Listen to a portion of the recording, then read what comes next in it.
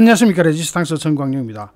벌써 몇 번째인지 모르겠습니다. 이재명 주변에서 사람이 변을 당하는 거 심상치 않네요.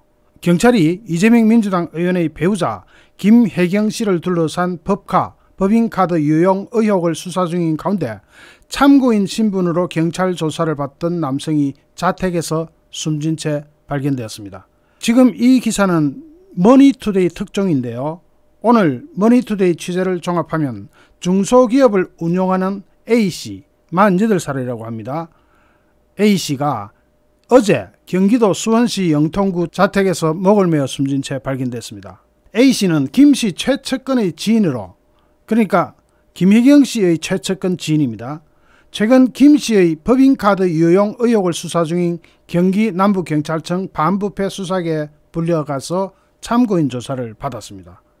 경찰 관계자는 A씨는 여러 참고인 중에 한 명으로 한 번 조사하고 끝난 사람이라면서 피의자 전환 가능성은 전혀 없었다라고 말했습니다. 경찰은 김씨와 관련된 법인카드 사적 유용 의혹을 밝히기 위해 식당 등 법인카드 사용처 129곳을 압수수색하고 자료를 분석 중인데 그만 이런 일이 또 일어나 버렸습니다.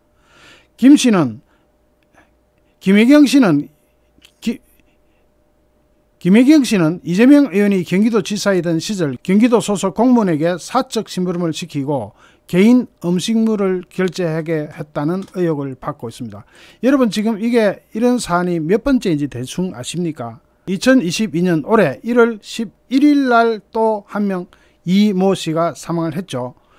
당시 서울 양천경찰서는 이 씨가 11일 오후 8시 40분쯤 양천구의 한 모텔에서 숨진 채 발견돼 가지고 정확한 사망 경위를 조사 중이라고 밝혔습니다. 이 씨는 지난 2018년 이재명 후보가 공직선거법 위반 등 사건의 변호인으로 선임된 이모 변호사에게 수임료로 현금과 주식 등 20억 원을 줬다며 관련 녹취록을 제보했던 인물인데 그만 이렇게 변을 당했습니다. 단순히 이건 변을 당했다고 해야 될지 뭐라고 해야 될지 정말 잘 이해가 안 되는데, 흔히 말하는 자살을 당한 것 아니냐.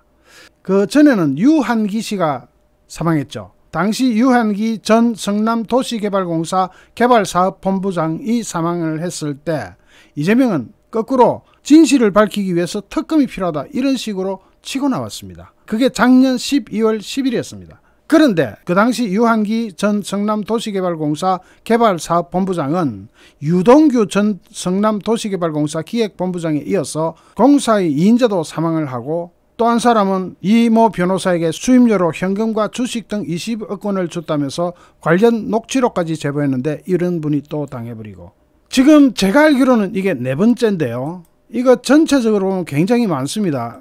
심각한 상황인데, 지난 1월 11일 당시 사건을 두고 안철수 당시 대선 후보는 살인멸구라는 말을 썼습니다.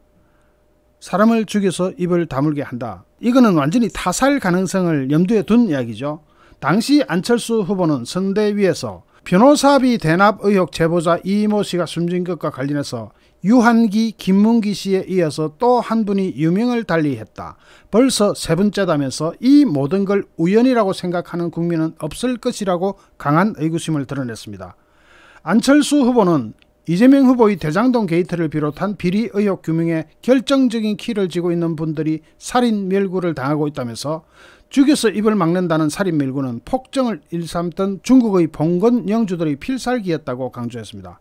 안철수 후보는 대장동, 백현동 등 탐욕의 현장마다 돌아가신 세 분의, 당시까지는 세 분이었죠. 이번에 네 분이 됐습니다.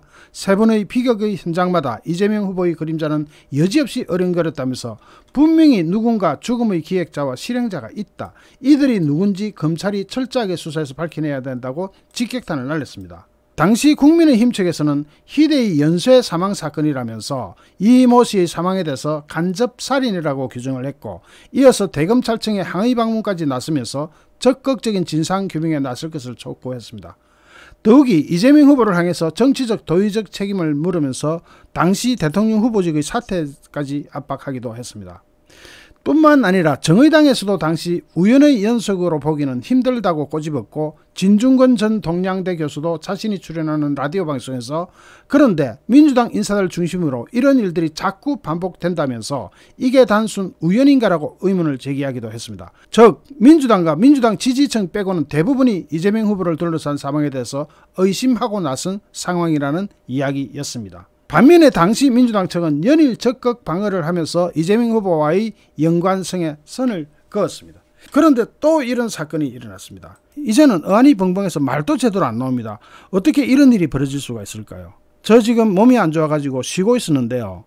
와, 이거는 그냥 보통 일이 아니다 싶어서 급히 마이크 앞에 앉았습니다. 지금까지는 좀 쉬었고요. 내일부터 정상적인 방송을 할 것 같습니다. 시청해주신 여러분께 진심으로 감사드립니다. 여러분 고맙습니다.